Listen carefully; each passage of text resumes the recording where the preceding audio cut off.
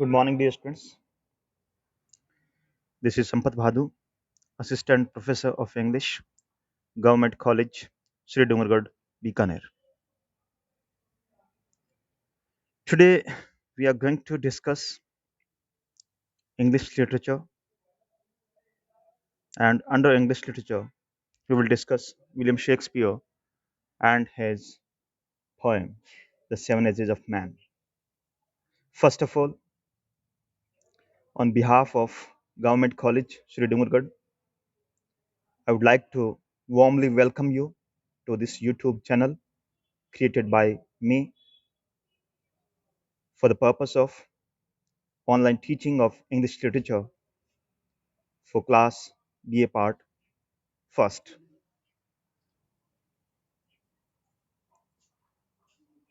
I would like to especially congratulate you as you have opted English literature as an elective subject at BA level. I would like to inform you, dear students, you are the most fortunate ones who elected English literature as their elective subject. English literature is one of the most powerful subjects which guarantees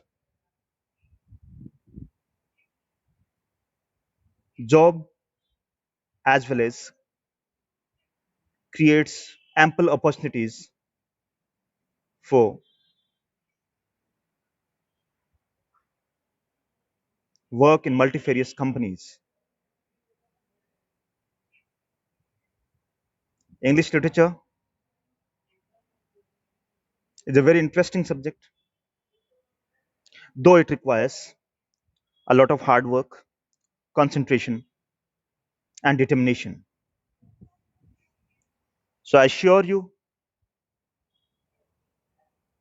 if you remain firm and determined, definitely you will reap sweet fruits out of this subject.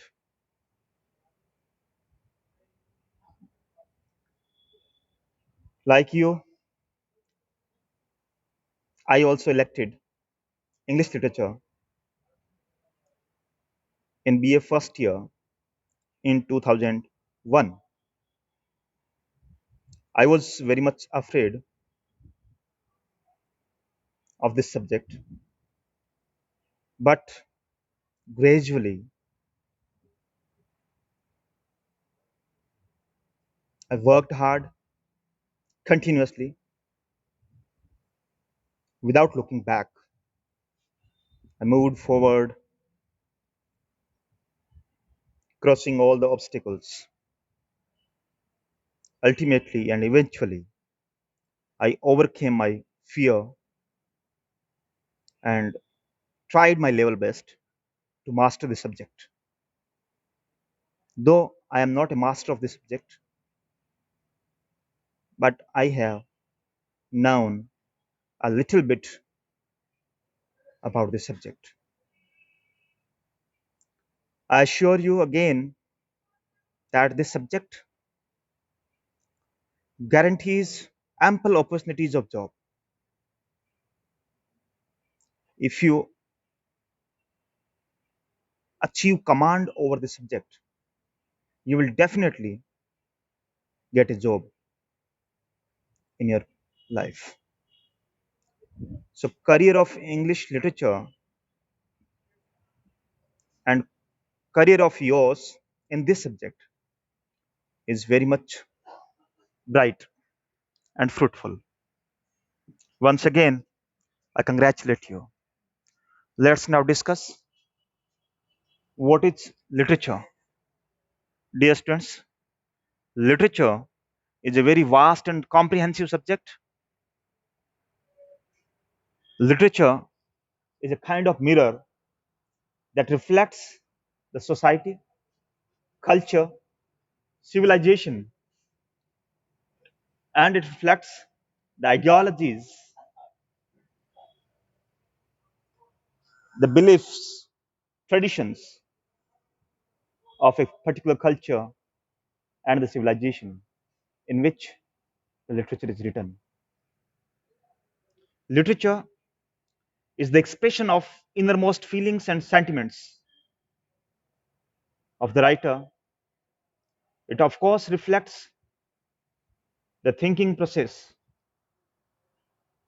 the ideologies of the readers, of the public, of the contemporary era. It's very interesting to study English literature. We need to have concentration, we need to have deep understanding of humanity, its behavior, its nature, its character. Of course, the study of English literature enables us to be great human beings, to be marvelous persons of this world. We inculcate through the study of English literature a deep kind of understanding of human behavior. We become better citizens of the world. We start thinking from different aspects and different perspective over life. Dear students, under English literature, today we are going to take up the first and the foremost poet, William Shakespeare. When we talk about William Shakespeare, the entire English literature revolves around this great poet and dramatist of the world. William Shakespeare is the pole star of the galaxy of literature. The entire gamut of literature is known by the single name William Shakespeare. If we don't study William Shakespeare, the study of English literature remains incomplete. William Shakespeare was a great poet, actor, and no doubt the greatest dramatist of Elizabethan period or the Shakespearean age. William Shakespeare was not much educated, but he was a great educator for the entire world. He was a great actor of life. He had a deep and profound understanding of human behavior. He tried his level best to explore the innermost recesses of the human soul and laid bare the innermost ideas of humanity, of human character. He is the champion of the study of human character. He understands better than any other poet or any other dramatist the nature of human beings. He has composed over 37 plays, including comedies, tragedies, and tragicomedies.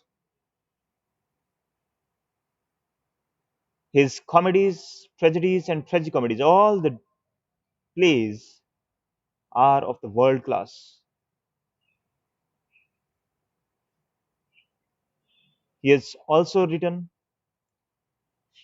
154 sonnets. He was born on 23rd of April and baptized on 26th of April 1564 and passed away on 23rd of April in 1616. Within a short span of his life,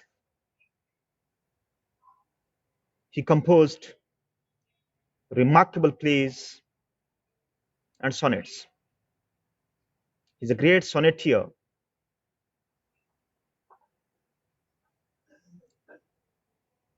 He introduced his own style of sonnet that is known as English sonnet or Shakespearean sonnet. Dear students, today we study the seven ages of man. It's a kind of an extract. Extract means a small piece of writing that is taken from or derived from his great tragedy, a play entitled As You Like It. As You Like It. So, from there, this extract has been derived and prescribed for your syllabus. The Seven Ages of Man, William Shakespeare, has classified the human life, the entire span of human life, into seven ages. Whereas, on the other hand, if we talk about John Donne, he has also classified the human span of life into four stages. And many more poets have also divided the human life into several stages.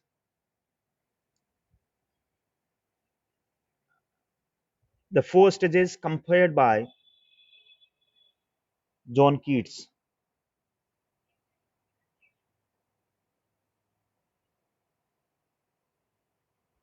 He has compared all the four stages of human beings with the four seasons. Spring with the young age or the childhood. Spring with the childhood, summer with the young age or youth, and autumn with the declining age of human being. Lastly, winter with the old age. But William Shakespeare has divided human life into seven ages of man.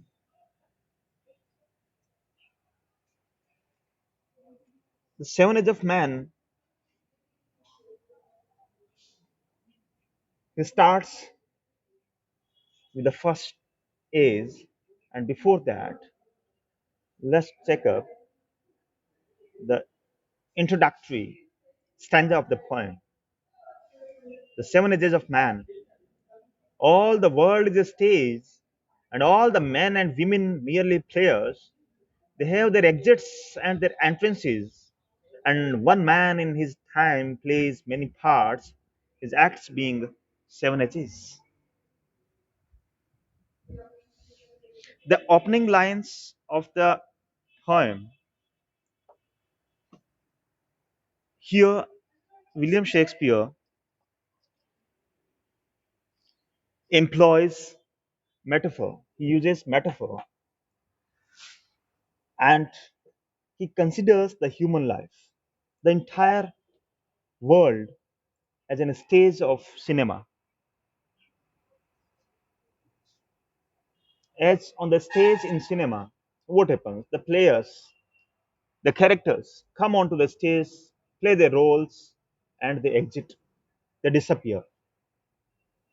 Similarly, we human beings also enter into this world in the form of birth, play our roles, means carry out our responsibilities, we do our work lifelong, and eventually we exit from this world in the form of death. Here, William Shakespeare has beautifully compared the stage players with the human beings, that all men and women are simply players. We play our role as the characters play their roles, respective roles on the stage in a drama. In the same way, in actual life, we human beings also play our roles. We carry out our responsibilities, our liabilities, and ultimately we exit from this.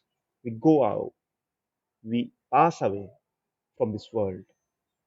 That is, we die. And one man in his time plays many parts. And during the lifetime, a human being plays multiple roles, and his acts being seven ages. And those multiple roles have been divided and classified smartly by William Shakespeare into seven ages. First of all, his acts being seven ages, at first the infant. First of all, a child and takes birth. That's an infant, mewling and puking in the nurse's arms. The child is mewling and puking. The child is crying and vomiting in the nurse's arms. When the child takes birth, the child cries. Of course, that's quite natural process. Cries, then vomits in the arms of the nurse, and then the whining schoolboy with his satchel and shining morning face, creeping like a snail unwillingly to school. Then the second stage, that is of a child, of a boy or a girl. The child whines. Whines here means unhappy. The child is melancholy, sad, unhappy. With his satchel. Satchel means school bag and shining morning face. Though child wears a very sparkling face, a very sparkling face, a shining face, because the child is very young. That's why the face is shining. But the child is creeping like a snail. Here, the simile has been used. The child has been compared with the creeping of a snail. You know, dear students, a snail creeps, it moves very slowly, unwillingly to school. The child is not willing. The child does not want to go to school. Under pressure, the child goes to school. No child wants to be controlled. No child wants to be curtailed within the boundaries of a school. No child wants to sit under the nose of the teacher. Every child wants to be liberated in this world, wants to play and to do their own acts according to their own will. So the child is unwilling. The child does not want, does not wish to go to school, but he has to go under the pressure of the parents as well as the teachers and society. A school bag on its back. And then the third stage comes. And then the lover, sighing like furnace, with a woeful ballad made to his mistress, I The third stage is that of a lover, that is youth stage, when a human being becomes young, he starts loving the opposite gender, of course, whether it is male or female. And the lover sings woefully, sings sadly, sings sad songs for the mistress eyebrow. Means the lover sings very woeful songs, sad songs, melancholy songs, impressive songs, and describes the beauty of the beloved. Then comes the fourth stage. Then a soldier, full of strange oaths and bearded like the pard, jealous in honor, sudden and quick in quarrel, seeking the bubble reputation, even the cannon's mouth. The fourth stage is that of a soldier, distance. A soldier is full of determination, is full of oaths, is full of pledges. A soldier is very patriotic, is nationalist, his blood is boiling. He is bearded like the leopard. He is jealous in honor. He wants to earn the honor in army. He is very jealous simply because he wants to outgo his competitors in army. He wants to achieve the highest post in army. He is very rapid and sudden, and he is quick in quarrel. He is very, we can say, aggressive in attacking his enemies, and he seeks the bubble reputation. Means he wants sudden reputation, even in the cannon's mouth, even in front of the cannon, in front of the bullet. He wants reputation. He wants name and fame.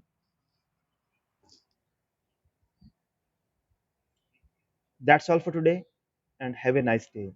Tomorrow we will continue this poem and finish it up. We have studied today four stages of human life according to William Shakespeare.